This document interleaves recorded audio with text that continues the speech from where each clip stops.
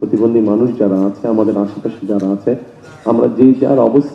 এমন বাংলাদেশ গড়ার চেষ্টা করি যেখানে প্রত্যেকে মর্যাদা নিয়ে বাঁচতে পারে। তারেক রহমান। বিশেষ চাহিদা সম্পন্ন শিশুদের চোখে আজ ছিল আত্মবিশ্বাস, কণ্ঠে ছিল দেশপ্রেম, আর হাতে ছিল নিজেদের তৈরি ভালোবাসার উপহার। সেই ভালোবাসাই আজ ছুঁয়ে গেল বিএনপির চেয়ারম্যান তারেক রহমানকে।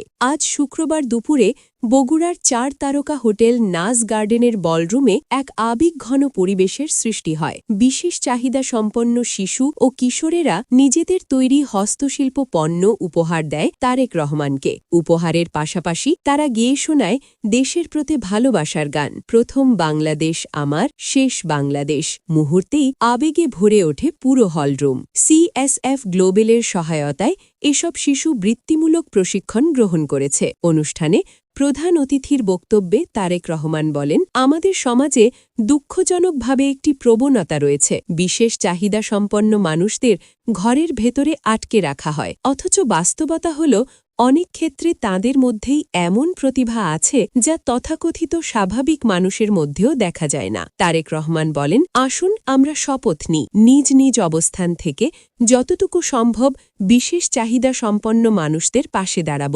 এমন একটি বাংলাদেশ গড়ার চেষ্টা করি যেখানে প্রত্যেকে মর্যাদা নিয়ে বাঁচতে পারে। খুব বেশি কিছু করার দরকার নেই, শুধু সুযোগ তৈরি করে দিতে হবে যাতে তারা স্বাভাবিক মানুষের মতো আলো বাতাসে চলাফেরা করতে পারে, নিজেদের প্রতিভা বিকশিত করতে পারে। অনুষ্ঠানে তারেক রহমানের সহধর্মিণী জুবাইদা রহমানের পক্ষ থেকে বিশেষ চাহিদা সম্পন্ন শিশু ও কিশোরদের মধ্যে হুইলচেয়ার বিতরণ করা হয়।